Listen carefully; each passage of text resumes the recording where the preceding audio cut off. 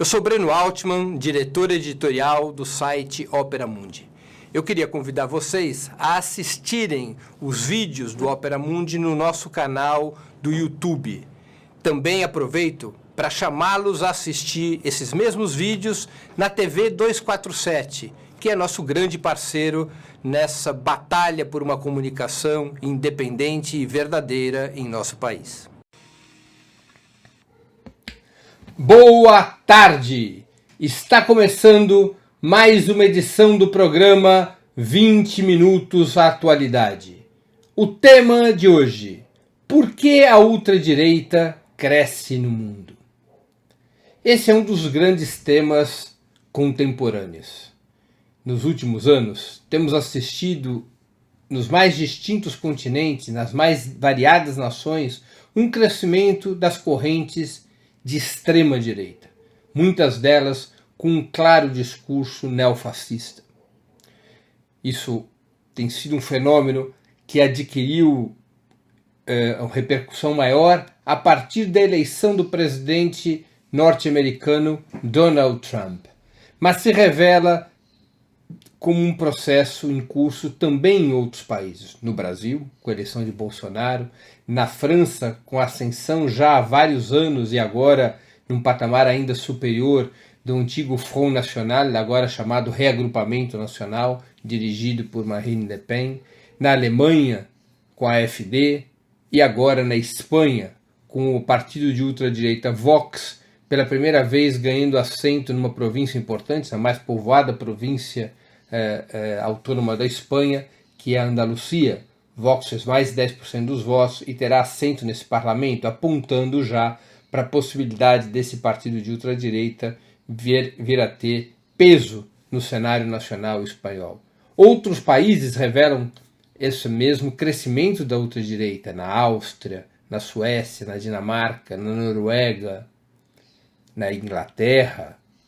Há, portanto, indícios muito fortes de que não se tratam de situações avulsas ou separadas entre si, mas de um processo que tem marcado o cenário internacional. A ascensão da ultradireita é um dos fenômenos mais característicos da atual situação internacional. Quando nos perguntamos por que ascende a ultradireita, é claro que nós encontraremos múltiplas respostas. Não há uma única razão que possa explicar essa ascensão da ultradireita. Podemos tentar, porém, sintetizar a explicação desse fenômeno em algumas razões fundamentais. Do ponto de vista econômico, revela o cenário atual do desenvolvimento do capitalismo do mundo, especialmente depois da grande crise de 2008, mas revelando elementos que vêm lá de trás. Vamos tratar essa questão econômica em dois âmbitos. Do ponto de vista das burguesias do mundo, é fato que a crise de 2008 significou uma interrupção, um abalo na expansão do capitalismo pela via da expansão dos mercados.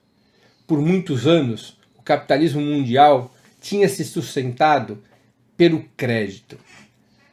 Em termos relativos, a capacidade de produção no mundo cresceu em 50 anos muitas vezes, enquanto a renda das famílias e dos países cresceu numa taxa muito menor.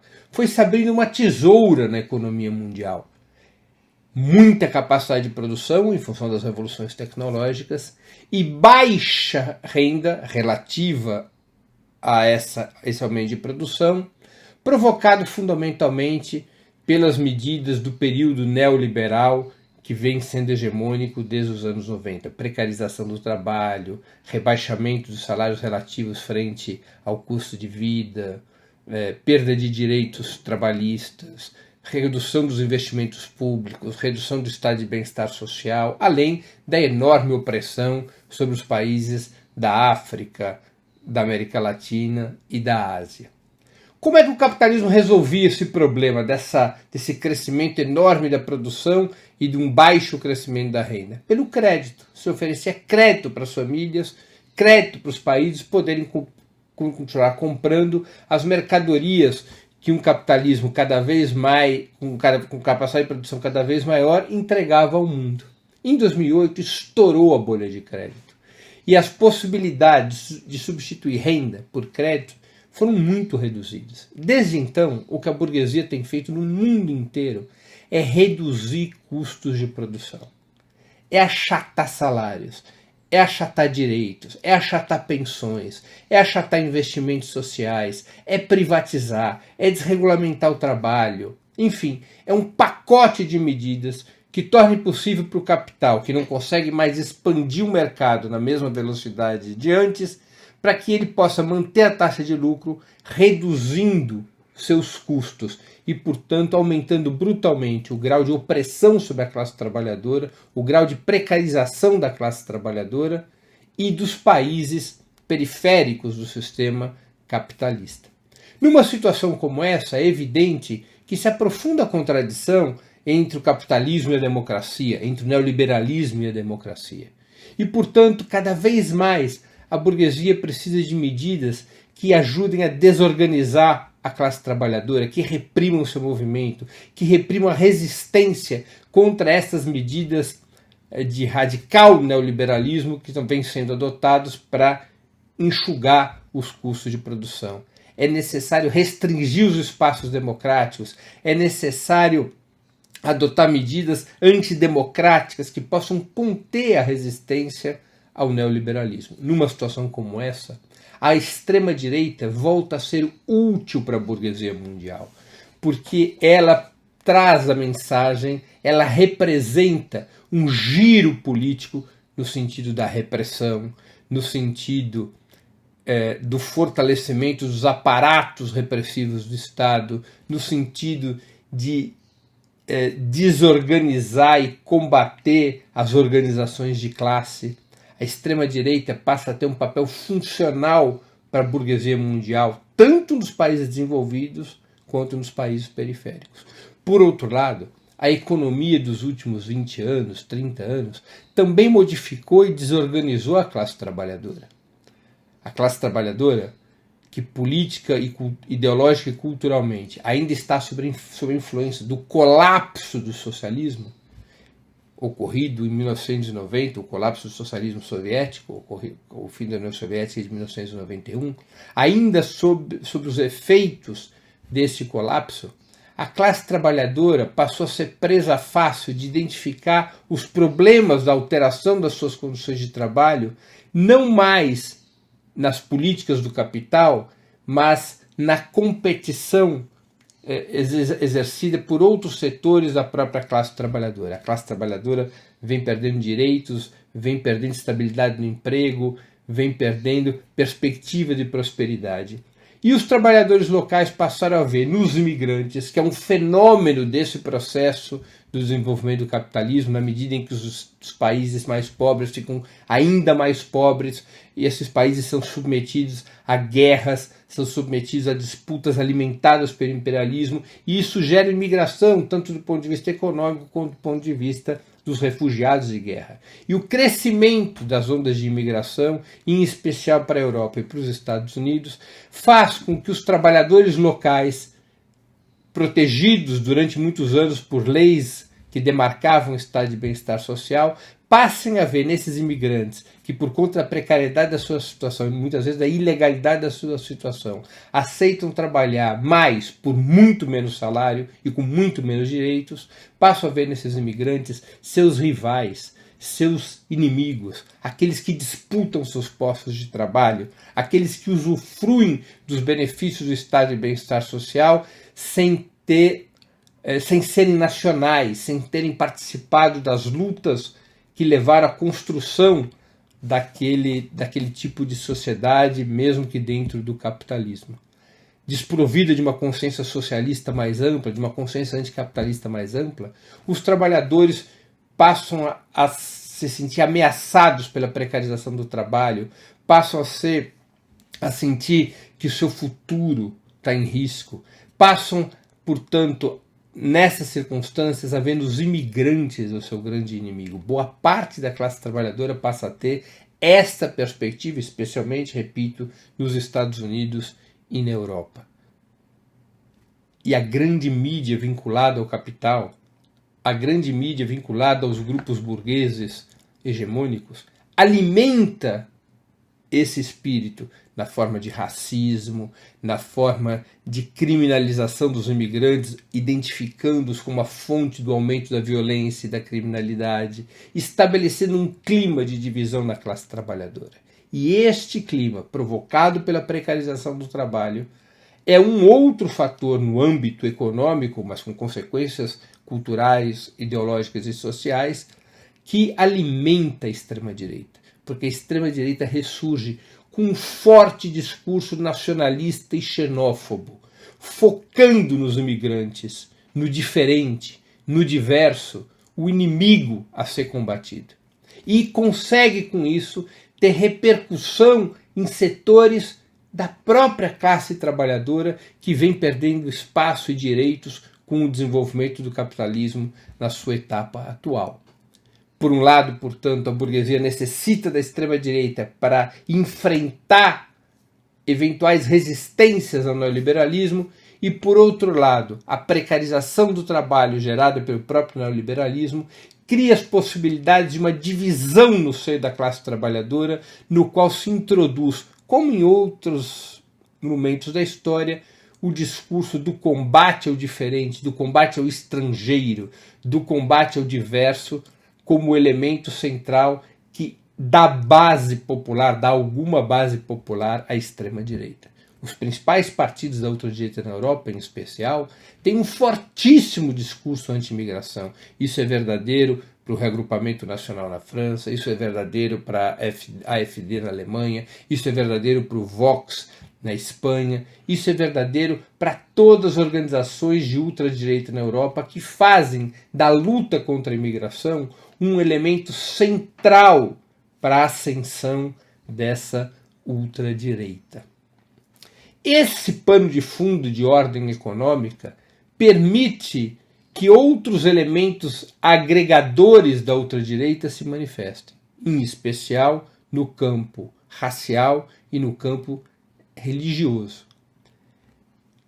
A ultradireita, para alimentar esse discurso anti-imigração, alimenta também o discurso do racismo, recorrendo ao velho expediente do nazismo, que identificava nos judeus, mas não só nos judeus, também nos ciganos e em todos os povos não arianos, como os grandes inimigos étnicos do povo ariano, do povo alemão, tentando, por um lado, estabelecer uma unidade dos setores arianos do povo alemão ao redor do nazismo, e gerando mobilização, gerando apoio ao nazismo na sociedade, e, por outro lado, estigmatizando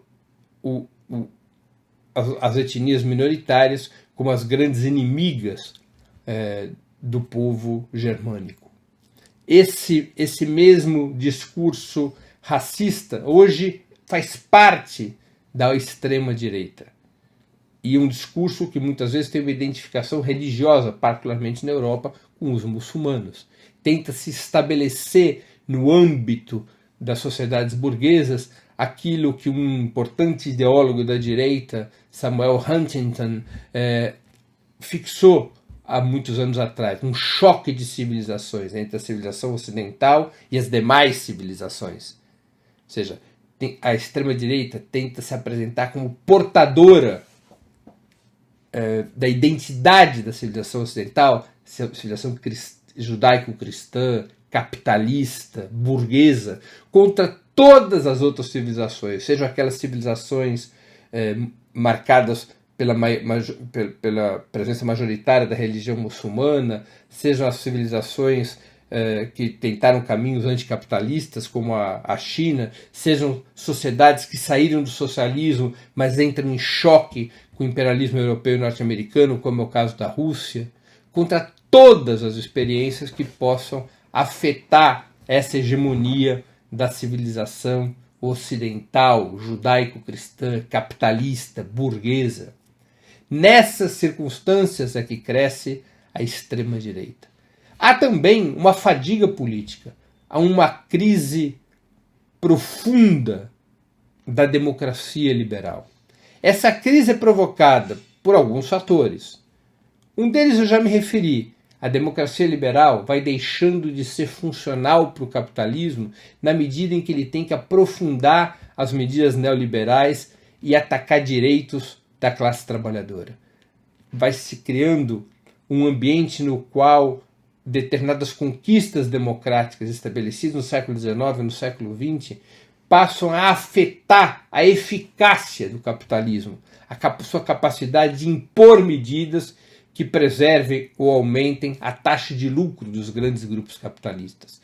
O desmonte da democracia liberal, sua putrefação, sua manipulação, seu controle por mecanismos clandestinos, como as tais fake news, as operações de guerra híbrida, o controle dos processos democráticos pelo dinheiro, com campanhas caríssimas e a intervenção direta do poder econômico para manipular resultados eleitorais. Todos esses são processos para tentar fechar espaços democráticos que hoje são contraditórios, são obstáculos às medidas neoliberais. Isso é um elemento que leva à crise da democracia liberal e da sua capacidade de expressar um caminho pelo qual as classes e os povos possam encontrar soluções para os seus problemas. Os povos vão deixando de ver na democracia liberal um caminho para a prosperidade.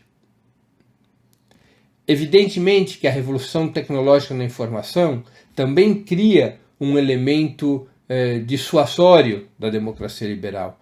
A sociedade, as redes sociais, o papel da internet na comunicação, vai criando determinados mecanismos de intercomunicação e participação que passam completamente por fora das instituições formais da democracia liberal, mesmo dos partidos, das entidades, dos movimentos. Na medida em que essas entidades, movimentos e instituições funcionam ainda com códigos anteriores a essa revolução na tecnologia da informação, elas passam a ser esvaziadas pelo papel das redes sociais, que vão ocupando um espaço político que não tem controle público, no qual a mentira, o engodo, o poder do dinheiro tem um peso muito grande. Se os partidos e movimentos forem capazes de adaptar-se e adotar a nova tecnologia da informação como um instrumento de modernização da sua intervenção, se poderá responder a isso, mas efetivamente a revolução da informação ela é desagregadora dos institutos tradicionais da democracia liberal. Neste ambiente também cresce a ultradireita, porque a ultradireita tem um território sem controle para avançar nas redes sociais. Não foi isso que aconteceu, por exemplo, na eleição do Trump nos Estados Unidos, na eleição de Bolsonaro no Brasil, mesmo no avanço da ultradireita na Europa? Essa extrema-direita, portanto, ela representa interesses concretos da grande burguesia em enfrentar a classe trabalhadora e impor medidas neoliberais cada vez mais radicais que recortem os custos de produção. Essa extrema-direita consegue criar base social por conta da precarização da classe trabalhadora e de seu medo em relação ao presente e ao futuro por conta das fortes ondas migratórias motivadas pelo próprio desenvolvimento de caráter imperialista e desagregador do capitalismo mundial. A extrema-direita tem como seu núcleo duro uma classe média que nos mais distintos países foi perdendo poder aquisitivo, foi perdendo condições dignas de vida. Uma classe média que antes acreditava que poderia encontrar prosperidade através da educação superior, da formação dos filhos e filhas da classe média, nos bancos da universidade. A expansão do capitalismo geraria, para aqueles que tivessem um bom nível educacional, geraria condições de prosperidade.